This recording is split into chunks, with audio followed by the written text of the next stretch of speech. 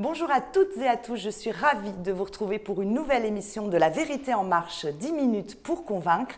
Mon invité aujourd'hui est le général Olivier Kim. Général, bonjour. Bonjour madame. Alors général, je vais essayer de vous présenter assez rapidement et puis après on rentre dans le vif du sujet. D'accord ? Parfait. Le 1er septembre prochain, général Olivier Kim, vous tournerez l'une des pages les plus importantes de votre existence. L'heure de la retraite aura sonné. On imagine aisément les souvenirs qui vont envahir votre mémoire à ce moment-là. Général de corps d'armée, vous aurez la certitude d'avoir accompli votre mission sur tous les terrains opérationnels. Des Balkans à l'Afghanistan, du GIGN au Centre des hautes études militaires, puis de la Haute-Savoie au Grand Est, vous aurez traversé plusieurs décennies d'engagement et de fidélité à votre pays, avec courage et loyauté. Une image jaillissant de ce parcours atypique, celle de l'assaut de Marignane évidemment, mais on y reviendra un peu plus tard. Alors comme tous mes invités, Général, vous avez pu et vous avez eu à choisir le lieu où se déroulerait cette interview, un lieu symbolique. Alors où sommes-nous ici, Général, aujourd'hui et pourquoi ce lieu ? Écoutez, nous sommes tout simplement dans mon bureau, le bureau du commandant de la région de gendarmerie Grand Est et de la gendarmerie pour la zone de défense et de sécurité Est. Donc ça inclut la Bourgogne-Franche-Comté. Et surtout, en arrière-plan, on a le drapeau, les trois couleurs que je sers depuis 45 ans. Donc il me semblait important, en tant que soldat, en tant que général, d'avoir ce fond d'écran, notre drapeau, nos couleurs nationales. C'est une évidence. Alors Bourguignon, vous intégrez l'école militaire d'Autun avant de rejoindre Saint-Cyr, signe de votre attachement précoce à l'uniforme, on peut le dire. Comment est née cette vocation, Général ? Alors, au départ, ce n'est pas une vocation. Je veux faire plaisir à mon père qui me dit « Tu devrais aller au lycée militaire d'Autun », qui était collège militaire d'Autun à l'époque, ancienne école militaire préparatoire d'Autun, pour faire des études sérieuses. Et en fait, je passe un concours sans trop de conviction et je le réussis.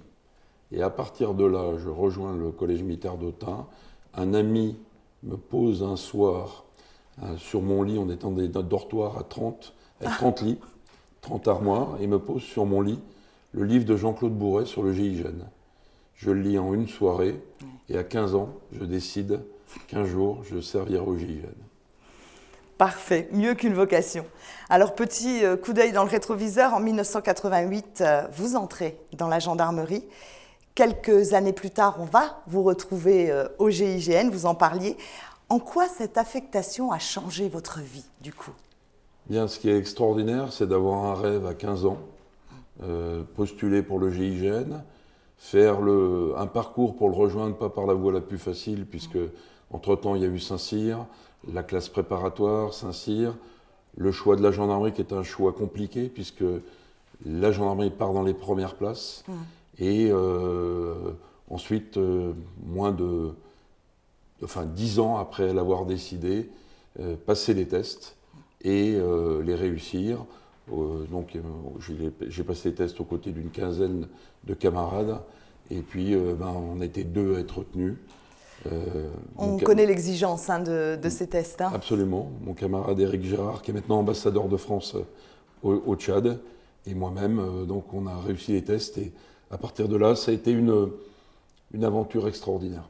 Et puis donc, une évidence peut-être de ce que vous vouliez. Une évidence parce que ceux que j'avais le plus admirés étaient maintenant devenus mes camarades et mes frères d'armes. Et ça a été extraordinaire parce que une vie au GIGN, c'est une vie à 200 km/h, c'est-à-dire qu'on s'entraîne, on part en mission, et ça a changé ma vie parce que j'ai participé à une centaine d'opérations avec mes camarades du GIGN, et ça m'a forgé la capacité à décider dans l'adversité, et surtout à garder son calme, bien que les événements puissent vous mettre une pression forte, à gérer cette pression, ces appréhensions, et surtout être capable de décider. Et ce qui a été surtout très riche pour moi, c'est le fait qu'on arrivait dans des situations très fragilisées. Ouais. Et quand on repartait, tout était rentré dans l'ordre et on avait le sentiment du devoir accompli. Et il n'y a, Il y a rien de mieux. y a rien de mieux dans une vie. Je suis d'accord. Alors, arrêt sur image, 1994, justement, l'aéroport de Marseille-Marignane et cette prise d'otage qui a été suivie sur toutes les télévisions du monde entier, on s'en souvient. Est-ce qu'il y a un souvenir encore de cette mission-là qui hanterait vos nuits encore, Général? Alors, en fait, pour être sincère avec vous, ça ne hante pas mes nuits. D'accord. C'est un souvenir très très très fort parce que ce jour-là, on ne s'en est pas rendu compte, mais on a participé à un événement qui a marqué l'histoire du contre-terrorisme, libérer un avion avec 180 otages, 174 je crois de façon précise, ou 176, je ne sais plus le chiffre exact, mais donc c'était un succès sur un événement qui était un jour de Noël, un moment de Noël, un événement paroxystique, et on s'est rendu compte, et encore aujourd'hui on se rend compte que cet événement extraordinaire nous a plongé dans l'histoire. Et ce que je retiens malgré tout, c'est qu'on a eu 12 blessés, dont un très grave, et on est redevable à jamais à ces hommes qui ont été blessés dans leur chair et dans leur esprit. On leur doit beaucoup. Et je garderai en permanence le fait que, bien qu'on ait eu 12 blessés, après l'opération, comme le disait le fondateur du GIGN, on pouvait tous se compter. Et finalement, c'était ça aussi la réussite, c'est de sauver 180 personnes. Et que finalement, bien qu'il y ait eu 12 blessés, tout s'était vivant. Tout c'est bien terminé. C'est vrai que la nation vous est reconnaissante de ça. Il y a une vraie reconnaissance de la nation par rapport à ces hommes-là dont vous faites partie.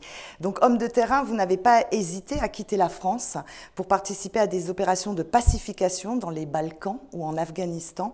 Avec le recul, pensez-vous qu'on vit aujourd'hui, Général, ce que vous avez redouté peut-être il y a une vingtaine d'années en arrière? En fait, c'est des opérations très différentes. Dans les Balkans, c'était la traque des criminels de guerre. C'était un engagement au Kosovo dans un conflit entre les Serbes et les Kosovars. Donc c'est vraiment une dimension différente. Et l'Afghanistan, c'était la création d'une gendarmerie afghane. Donc là, on avait un rôle différent. Mais en tout état de cause, ces engagements à l'extérieur m'ont permis aussi de connaître des situations compliquées, alors que je pensais qu'après le GIGN, je ne reconnaîtrais plus de situations aussi compliquées. En Afghanistan, 20 000 km par la route, aux côtés du général afghan que je conseillais, ça a été parfois un peu le salaire de la peur, mais j'ai beaucoup appris, on apprend sur soi-même, on apprend sur les autres, et cet engagement dans les opérations extérieures, il est extraordinaire aussi parce qu'on voit la France vue de loin. Et on se rend compte combien notre pays est un beau pays et que c'est un pays de cocagne et que finalement on a tout pour être heureux. Qu'on a beaucoup de chance. On voyait en Afghanistan des soldats afghans mourir faute de soins, alors que dans notre pays, on a encore un système qui fonctionne. Voilà, donc moi c'est plus à la fois une entrée dans la géopolitique mondiale, et finalement, après le centre des hautes études militaires, où on avait comme thème l'Afghanistan, me retrouver un an après dans ce conflit, et surtout y participer, de voir d'ailleurs que certaines solutions qu'on avait imaginées entre colonels, elles n'étaient pas forcément adaptées à ce qu'on vivait en Afghanistan. Mais voilà, après c'est l'histoire, et c'est toujours facile. Je pense qu'il faut s'engager, et c'est toujours facile de refaire les choses quand on connaît la fin de l'histoire. C'est sûr. Mais en tout cas, contrairement à ce qu'avait dit un grand auteur de géopolitique, Francis Fukuyama, on voit bien que ce n'est pas la fin de l'histoire et le dernier homme. La chute du mur de Berlin, la géopolitique continue. Elle s'articule et elle est complexe. Alors l'antiterrorisme, on l'a dit, fait partie intégrante de votre parcours, aussi bien sur le terrain que sur le dit digital. Est-ce qu'à votre avis, Général, on est confronté à un mal irréversible à ce niveau-là? Moi, c'était un marqueur de ma carrière parce que quand j'étais enfant, en tant que petit provincial, le cousin qui nous avait accueillis nous a emmenés à Orly pour visiter l'aéroport d'Orly. Et on était sur une terrasse et j'avais un sentiment de malaise sur cette terrasse. Et puis, mais j'étais quand même admiratif de voir ces avions décoller. Vous voyez, il ne fallait pas grand-chose. Hein. Oui. Et en fait, à l'endroit où on était, il y a eu un attentat.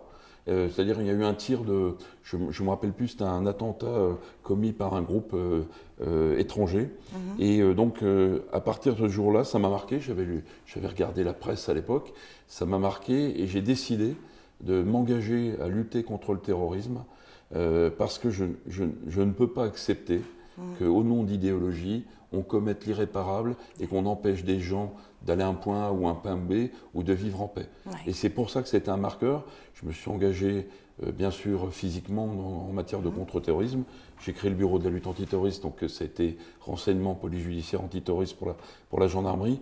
Ce n'est pas un mal irréversible, mais en tout cas, c'est un mal contre lequel il faut toujours lutter, parce que même au nom des idéologies les plus belles, on ne peut pas porter atteinte à l'autre. Alors vous bouclez cette traversée trépidante de votre histoire personnelle par Metz, longtemps ville de garnison. Qu'est-ce que vous retiendrez de ces courtes années passées là, ici en Lorraine? D'abord, je boucle une boucle, puisque en 1983, j'ai fait ma préparation militaire supérieure à Bitche.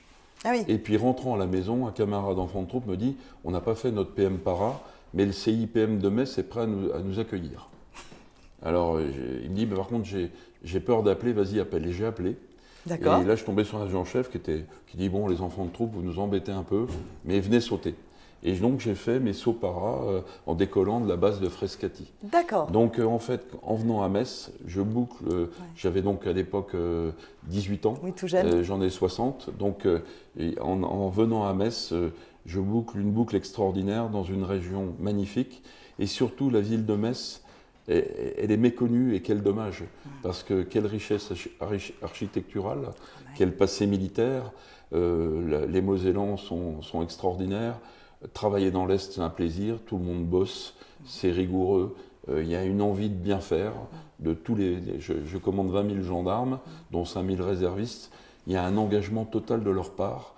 Et moi, je suis vraiment fier et heureux de finir à Metz, dans cette ville qui a tant souffert, dans cette ville qui a connu quand même 3 guerres, Oui, on peut le qui a dire. connu des changements. Moi, mon papa est alsacien, donc j'ai ce lien aussi particulier avec l'Est. Il y a quelques jours, j'étais face au monument de la guerre de 1870 à Reichshofen. Ouais. Et quand j'étais gamin, je passais en vélo devant. Puis un jour, j'ai demandé à mon père, mais c'est quoi ce monument? Il m'a dit, c'est la charge des cuirassés à Reichshofen. Ici, il y a eu un conflit. Donc, finir par Metz, ça a beaucoup de sens. Et finalement, si ça permet aussi de mettre la lumière lors de mon adieu aux armes sur cette ville magnifique, chargée d'histoire et chargée d'histoire militaire, finalement, ça comble je suis totalement satisfait. Un grand merci en tout cas par avance. Alors avec votre expérience générale, comment vous voyez la gendarmerie de demain, succinctement? Quelles sont les évolutions ou les changements qu'il va pouvoir y avoir?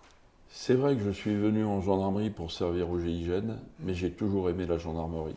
C'était vraiment, c'est une histoire presque d'amour. Ah oui, on l'entend bien. C'était des années extraordinaires, parce que cette gendarmerie, elle a beaucoup d'atouts. C'est-à-dire, finalement, elle allie la tradition, elle date quand même du Moyen-Âge, elle descend de la prévôté, elle descend de la maréchaussée, elle maille le territoire national, elle est un élément de stabilisation de l'État. Elle a toujours été très connectée avec les armées, puisque la prévôté accompagnait les gens de guerre au Moyen-Âge pour faire en sorte qu'il n'y ait pas d'exaction à la périphérie du champ de bataille. Donc c'est le roi Charles V qui décide de créer la prévôté. François Ier fait les brigades, on a fêté les 300 ans des brigades, donc il y a une tradition. Mais ce qui est extraordinaire dans cette gendarmerie, c'est qu'elle est extrêmement innovante, elle est vraiment liée, elle est complètement tournée vers la modernité. Et c'est dans les temps récents, on a créé un commandement dans la gendarmerie, dans le cyberespace, on a une unité nationale cyber, on a un commandement de la gendarmerie pour l'environnement et la santé publique. Elle ne cesse de se remettre en question, et de toute façon, la gendarmerie de demain, c'est une gendarmerie qui sera forcément innovante. elle a toujours été innovante. Ça, c'est sûr. Et elle sera toujours aux côtés des Français pour les protéger en France métropolitaine, outre-mer ou à l'étranger. Et elle sera toujours à leur côté parce que finalement, elle est fidèle au pouvoir politique qui est en place et elle fait en sorte d'atteindre les objectifs que le gouvernement lui fixe. Très bien. Alors, je vais vous proposer maintenant, en général, si vous voulez bien, on va faire un jeu. Moi, j'appelle ça le jeu accéléré questions-réponses, révélateur souvent. Donc, 2 propositions, soit 2 noms, soit 2 mots. C'est très simple, un peu comme un jeu de ping-pong. Et puis, vous choisissez très rapidement l'un ou l'autre. On va voir un petit peu certains traits de votre personnalité générale. Vous êtes prêts, on y va? On y va. Super. Alors, Jules César ou Napoléon? Napoléon Ier. Clémenceau ou Général de Gaulle? Le général de Gaulle. Albert Camus ou Herman Bergot? Erwan Bergot. Brigitte Bardot ou Catherine Deneuve? Catherine Deneuve. 24 heures du Mans ou Tour de France cycliste? Le Tour de France cycliste. Mer ou montagne? Alors, montagne avec la caractéristique d'Annecy où on a à la fois le lac Exactement. et la montagne. L'eau et la montagne. Culture ou agriculture? Agriculture, en mémoire de mon grand-père qui était un agriculteur, qui était vraiment un colosse et qui est un modèle pour moi. D'accord. Prévention ou répression? Je suis quelqu'un qui aime beaucoup la prévention, mais il n'y a pas de bonne prévention s'il n'y a pas de répression et la crainte. Retraite active ou repli familial? Retraite active. Je ne sais pas pourquoi on n'en doutait pas un seul instant. Pour conclure, Général Kim, j'aimerais que vous me révéliez un mot qui colle un peu le mieux à la dimension multifacette de votre parcours et à la réussite de votre carrière. Un mot qui a du sens pour vous, un mot qui peut-être vous guide justement, vous a guidé dans toute votre carrière ou vous guide dans votre vie tout simplement. En fait, malheureusement, il y a 2 mots. Allez-y. Il y a servir, servir mon pays, servir, et le collectif. Je ne peux rien faire tout seul. C'est 2 mots qui vous caractérisent parfaitement par rapport à ces 10 minutes qu'on a traversées ensemble. En tout cas, moi, je voulais vous dire merci, Général, pour cette interview. Merci à vous. C'était vraiment un honneur de partager ce moment avec vous. C'était émouvant. C'était émouvant. Je vous ai vu ému à un moment donné, mais je n'ai pas voulu le dire tout de suite. En tout cas, je vous remercie beaucoup à tous de nous suivre. Vous êtes de plus en plus fidèles. Moi, je vous retrouve la semaine prochaine. Nouvel invité, nouveau lieu. À très vite. Bye bye. Et surtout, prenez bien soin de vous. À bientôt.